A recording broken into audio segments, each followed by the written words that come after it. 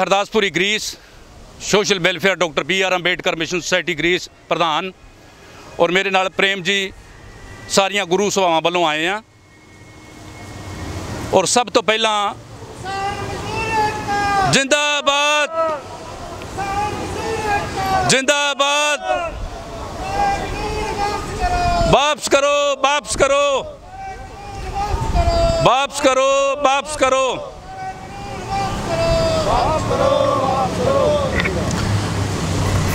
सब तो पहला आप सब नूं जय भीम जय भारत जय गुरुदेव। वाहेगुरु जी का खालसा वाहेगुरु जी की फतेह। जब्बे बाण लाग्यो तब्बे रोस जाग्यो। अज दा ये जो प्रोटेस्ट है साडा, ये मोदी सरकार दे विरुद्ध है। और असी जेड़ा ये लगभग 4 महीने तो चल रहा है भारत दे विच, उस अंदोलन दे विच जेड़े लगभग साडे साथी 100 के करीब शहीद हो चुके ने, असी उन्होंने दिलों श्रद्धांजलि दिंदे हैं और उन्होंने नमन करते हैं। असल विच बीमारी जिहड़ी है, बीमारी दे सिम्पटम्स जिहड़े है, बीमारी दे जिहड़े लक्षण है, वो सारे ही जानते हैं। पहला CAA फिर NCR, अज ये जिहड़े 3 कानून है जिन्होंने कृषि कानून कहते, जिहड़े 3 ऑर्डीनेंस है जिहड़े कि बिल्कुल भी किसानां दे हक च नहीं है, किसानां नूं बर्बाद करने वाले है। ये कारपोरेट जिहड़े घराणे हैं उन्होंने मजबूत करने दे लई ये 3 कानून आए है। किसानां नूं, मजदूरां नूं, भारत की जिन्नी भी आवाम है उन्होंने रोड ते लियाउण दे लई, भारत विच भुखमरी पैदा करने दे लई ये जिहड़े 3 ऑर्डीनेंस लैके आए है। और असीं इन्हां दा रज के विरोध करते हैं। और ये 3 कानून जिहड़े आए है ये रद्द होने चाहिए, हर हालत दे विच रद्द होने चाहिए है। और मैं बेनती करदा भारत दे विच अंदोलनकारी जिहड़े साडे साथी है, ये जिहड़ा प्रोटेस्ट है ये लगातार जारी रहना चाहिए है। अगर असी इस बार हार गए तो असी सदियों लई फिर गुलाम हो जाएंगे। ये गल याद रखियो, असी मरना तो पसंद करांगे लेकिन असी पैर पिछे नहीं पुटांगे। किसान मजदूर एकता जिंदाबाद जिंदाबाद जिंदाबाद, किसान मजदूर एकता जिंदाबाद जिंदाबाद जिंदाबाद, किसान मजदूर एकता जिंदाबाद जिंदाबाद जिंदाबाद, किसान मजदूर एकता जिंदाबाद जिंदाबाद जिंदाबाद। ये अज जिहड़ा किसानां ते हमला होया, ये बार बार सानू कल्लियां कल्लियां नूं कुटदे आ। जिस तरह मैं पहलां दस्सिया कि बीमारी जिहड़ी है ओहदियां निशानियां सानू दीदियां, जिहड़ी बीमारी दी जड़ है वो है RSS जिहड़ी है वो भारत ते कमांड करदी है। ओहदे ते कमांड करदा जिहड़ा मोदी ते कमांड करदे है और मोदी जिहड़ा है पूरी भारत ते कमांड करदा है। यह असल बीमारी दी जड़ है जिन्नू सानू समझण दी जरूरत है।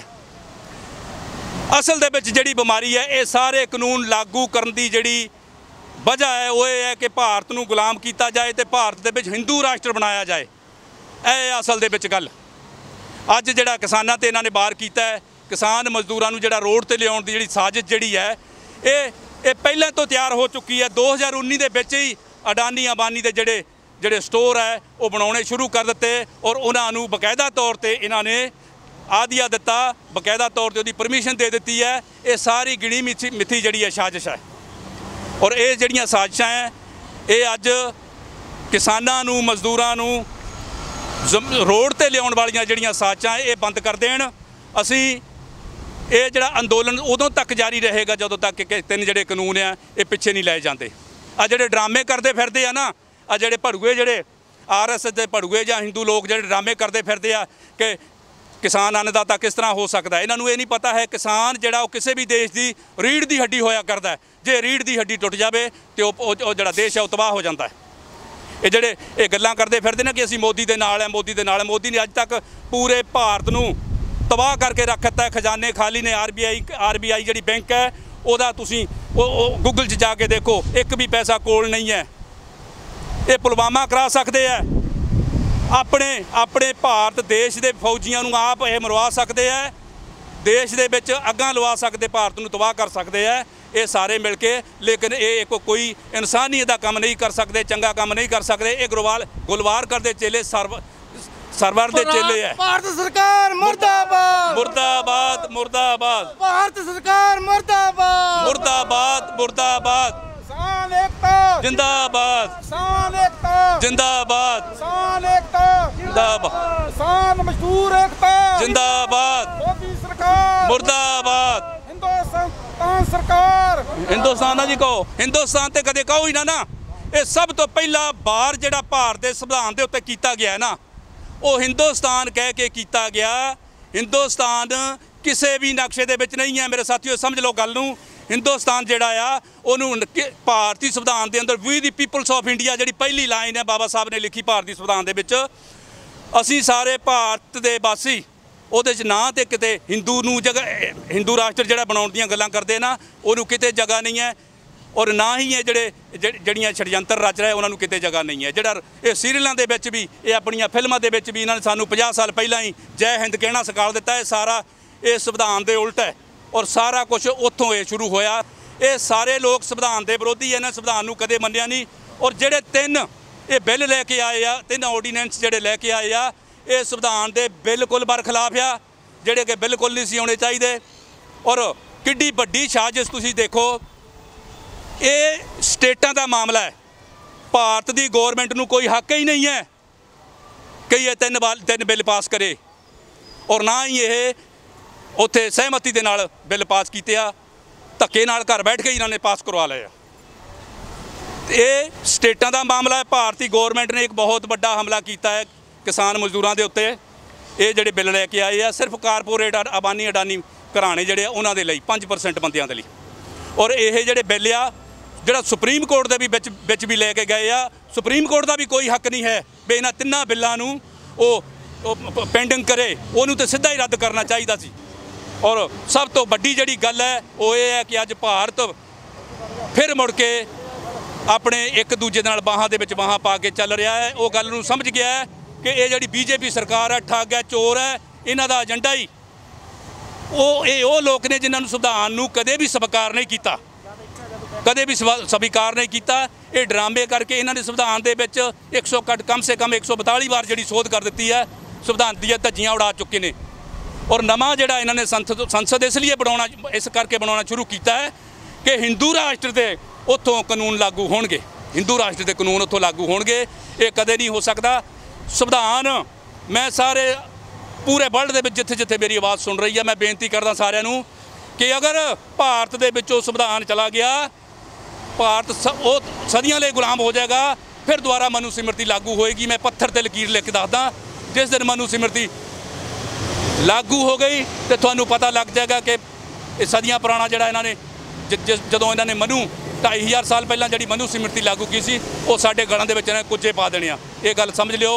अज भारत वासियों नूं ये गल्लां समझ लैणियां चाहीदियां।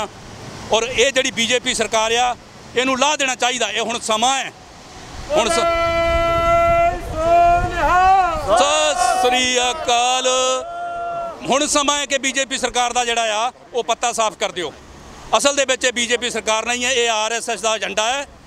ये गुलवालकर ਉਹਦਾ ਏਜੰਡਾ है। ये वो लोग ने ਜਿਹੜੇ ਕਹਿੰਦੇ कि सिर्फ 5% ਜਿਹੜਾ ਸਾਵਰਕਰ ਸੀ, ਗੁਲਵਾਲਕਰ ਇਹ ਉਹਨਾਂ ਦਾ ਇਹਨਾਂ ਦਾ ਮੈਥਡ ਹੈ ਕਿ ਤੁਸੀਂ ਜਿਸ ਦੇਸ਼ ਨੂੰ ਗੁਲਾਮ ਬਣਾਉਣਾ ਹੈ ਉੱਥੇ ਦੇ ਸਿਰਫ 5% ਲੋਕਾਂ ਨੂੰ ਤੁਸੀਂ ਅਮੀਰ ਕਰ ਦਿਓ, 95% ਲੋਕਾਂ ਨੂੰ ਗੁਲਾਮ ਕਰ ਦਿਓ ਤੇ ਤੁਸੀਂ ਹਮੇਸ਼ਾ ਦੇ ਲਈ ਆਪਣਾ ਰਾਜ ਕਰੋਗੇ। ਉਹੀ ਚੀਜ਼ ਹੋਣ ਜਾ ਰਹੀ ਹੈ, ਉਹ ਚੀਜ਼ ਹੋਣ ਜਾ ਰਹੀ ਹੈ ਮੋਦੀ ਸਰਕਾਰ ਨੇ।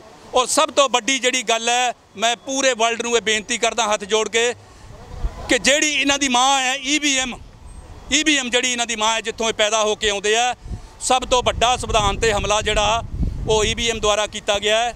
EVM जिहड़ी है वो भारत दे विचों रद्द होनी चाहिए है। EVM दे विरोध दे विच बहुत वड्डा अंदोलन होना चाहिए है, क्योंकि ये घर बैठ के ही ये अपने आप नूं वोटां पा लेंदे आ। लोकां दीयां वोटां नहीं इन्हां नूं पैंदियां। इसे भारत सरकार मुर्दाबाद मुर्दाबाद भारत सरकार मुर्दाबाद बीजेपी सरकार मुर्दाबाद मोदी सरकार मुर्दाबाद मोदी सरकार मुर्दाबाद।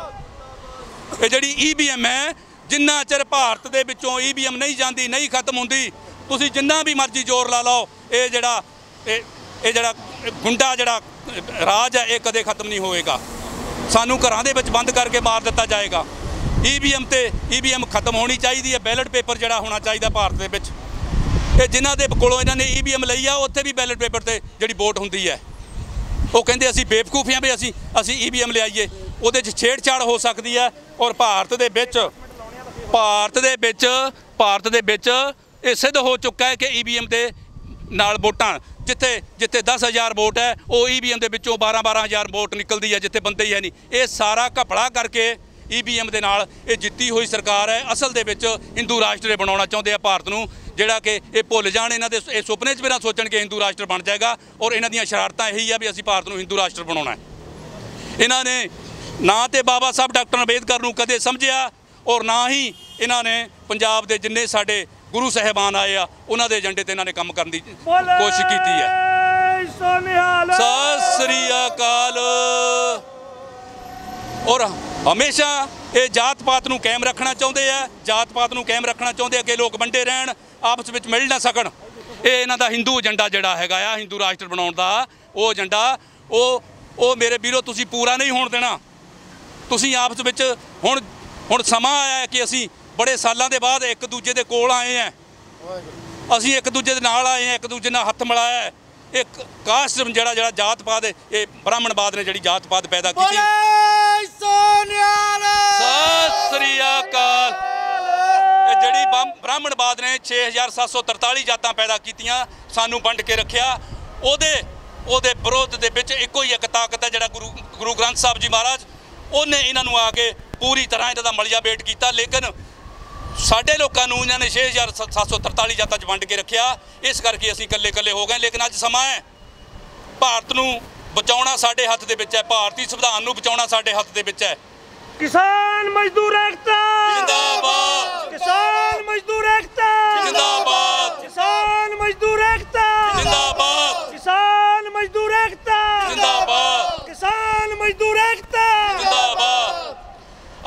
ਅੱਜ ਸਮਾਂ ਹੈ ਕਿ ਅਸੀਂ ਇੱਕ ਦੂਜੇ ਦੇ ਨਾਲ ਮਿਲ ਕੇ ਚੱਲੀਏ, ਭਰਾਵਾਂ ਦੇ ਨਾਲ ਆਪਣਾ ਸਾਥ ਦਈਏ। ਅੱਜ ਜਿਹੜਾ ਪੂਰਾ ਭਾਰਤ ਹੈ, ਅਸੀਂ ਪੂਰੇ ਭਾਰਤ ਦੇ ਵਿੱਚ 85% ਲੋਕ ਹੈ, 3.5% ਲੋਕ ਸਾਡੇ ਤੇ ਰਾਜ ਕਰਦੇ ਆ। ਗੱਲ ਸਮਝ ਲਓ, 3.5% ਸਾਨੂੰ ਹਮੇਸ਼ਾ ਤੌਰ ਤੇ ਸਾਨੂੰ ਵੰਡ ਕੇ ਰੱਖਣਾ ਚਾਹੁੰਦੇ ਆ। ਇਹਨਾਂ ਨੇ ਸਾਨੂੰ ਵੰਡ ਕੇ ਰੱਖਿਆ ਔਰ ਹਮੇਸ਼ਾ ਬਾਅਦ ਸਾਨੂੰ ਇੱਕ ਦੂਜੇ ਨਾਲ ਜੁੜਨ ਨਹੀਂ ਦਿੱਤਾ। ਔਰ ਸਾਡੀਆਂ ਵੀ ਇਹ ਨਾਕਾਮੀਆਂ ਰਹੀਆਂ ਕਿ ਅਸੀਂ ਜਾਤ ਪਾਤ ਨੂੰ ਪਹਿਲ ਦਿੱਤੀ ਹੈ, ਔਰ ਜਾਤ ਪਾਤ ਦੇ ਵਿੱਚ ਅਸੀਂ ਇੱਕ ਅੱਡ ਹੋ ਕੇ ਰਹਿ ਗਏ ਹਾਂ। ਜਿੱਥੇ ਗੁਰੂ ਗ੍ਰੰਥ ਸਾਹਿਬ ਦਾ ਇਹ ਸੰਦੇਸ਼ ਹੈ ਕਿ ਮਾਨਸ ਕੀ ਜਾਤ ਸਭ ਏਕੇ ਪਹਿਚਾਨ ਵੋ, ਸਾਰਿਆਂ ਨੂੰ ਇੱਕ ਤਰ੍ਹਾਂ ਦੇਖੋ, ਜਿਹਦੇ ਨਾਲ ਅਸੀਂ ਇਹ ਸਾਡੇ ਤੇ ਜਿਹੜੀ ਅੱਜ ਸਾਡੇ ਗਲ ਤੇ ਜਿਹੜੀ ਤਲਵਾਰ ਲਟਕ ਰਹੀ ਹੈ, ਅਸੀਂ ਉਹਨੂੰ ਪਰੇ ਕਰ ਸਕੀਏ। ਜਿਹੜੇ ਭਾਰਤ ਦੇ ਦੁਸ਼ਮਣ ਹੈ, ਜਿਹੜੇ ਧਾੜਵੀ ਲੋਕ ਹੈ, ਜਿਹੜੇ ਬਾਹਰੋਂ ਆਏ ਹੋਏ ਲੋਕ ਹੈ, ਇਹ ਜਿਹੜਾ ਬ੍ਰਾਹਮਣੀ ਸਿਸਟਮ ਹੈ, ਇਹ ਬਾਹਰੋਂ ਆਏ ਲੋਕ ਹੈ। ਇਹਨਾਂ ਨੇ ਭਾਰਤ ਨੂੰ 4,500 ਪਹਿਲਾਂ ਗੁਲਾਮ ਕੀਤਾ ਔਰ ਸਾਡੇ ਤੇ ਆ ਕੇ ਰਾਜ ਕੀਤਾ। ਔਰ ਸਾਡੀ ਬਦਕਿਸਮਤੀ ਇਹ ਹੈ ਕਿ ਅਸੀਂ ਨਾ ਤੇ ਆਪਣੇ ਪੁਰਖਿਆਂ ਨੂੰ ਸਮਝ ਸਕੇ ਹਾਂ, ਨਾ ਅਸੀਂ ਆਪਣੇ ਆਪ ਨੂੰ ਸਮਝ ਸਕੇ ਹਾਂ। ਅਸੀਂ ਆਪਣੇ ਪੁਰਖਿਆਂ ਨੂੰ ਸਮਝ ਹੀ ਨਹੀਂ ਸਕੇ। ਜਿਹੜੀ ਵਡੰਬਣਾ ਹੈ ਸਾਡੀ, ਜਿਹੜਾ ਰੋਣਾ ਹੈ ਸਾਡੇ ਸਮਾਜ ਦਾ, ਅਸੀਂ ਆਪਣੇ ਪੁਰਖਿਆਂ ਨੂੰ ਸਮਝ ਨਹੀਂ ਸਕੇ। ਉਹਨਾਂ ਦੇ ਦਿੱਤੇ ਹੋਏ ਸੰਕਲਪ ਤੇ ਨਹੀਂ ਸਮਝ ਸਕੇ। ਗੁਰੂ ਗ੍ਰੰਥ ਸਾਹਿਬ ਦੇ ਦਿੱਤੇ ਹੋਏ ਸੰਕਲਪ ਤੇ ਅਸੀਂ ਇਕੱਠੇ ਨਹੀਂ ਹੋ ਸਕੇ। ਲੇਕਿਨ ਅੱਜ ਮੌਕਾ ਆਇਆ ਕਿ ਭਾਈ ਆਪਸ ਵਿੱਚ ਮਿਲੇ ਹੈ, ਗੱਲ ਨੂੰ ਸਮਝਣ ਲੱਗੇ ਹੈ। ਇਹਨਾਂ ਨੇ ਸਾਨੂੰ ਕੱਲਿਆਂ ਨੂੰ ਕੁੱਟਿਆ। ਗੱਲ ਸਮਝ ਲਓ, ਕਦੇ ਇਹ ਲੈ ਕੇ ਆਏ ਹੈ CAA, ਕਦੇ NCR।